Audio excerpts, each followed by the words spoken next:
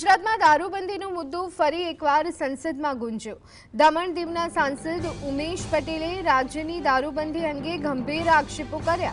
તેમના મતે રાજ્યમાં દારૂબંધી હોવા છતાં દર વર્ષે 20 થી 25 હજાર કરોડનો દારૂ ગેરકાયદેસર રીતે વેચાય છે। તેમણે કટાક્ષ કર્યો કે બંધી હોવા છતાં દારૂ પીવાની પરમિટો અપાઈ છે। વધુમાં ગિફ્ટ સિટી સહિતની કેટલીક હોટલોમાં સરકારે દારૂના વેચાણ પર પણ છૂટ આપી હોવાનું તેમણે જણાવ્યું। ગુજરાતની દારૂબંધી પર કટાક્ષ કરતા ઉમેશ પટેલે માંગ કરી કે ગુજરાત સહિત અન્ય દારૂબંધીવાળા રાજ્યમાં પણ દારૂની છૂટ મળવી જોઈએ।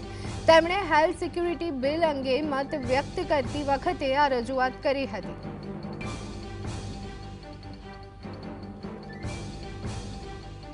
हम जहर बेचने की इजाजत दे, इस पर टैक्स लगाकर राजस्व कमाए और फिर उसी राजस्व से उसी जहर से हुई बीमारी का इलाज करे, ये स्वास्थ्य सुरक्षा होगी या स्वास्थ्य सुरक्षा के नाम पर कुल मजाक। महोदय जी, हमारी सरकार का सिद्धांत कभी भी राजस्व के लिए जीवन से समझौता करने वाला नहीं रहा।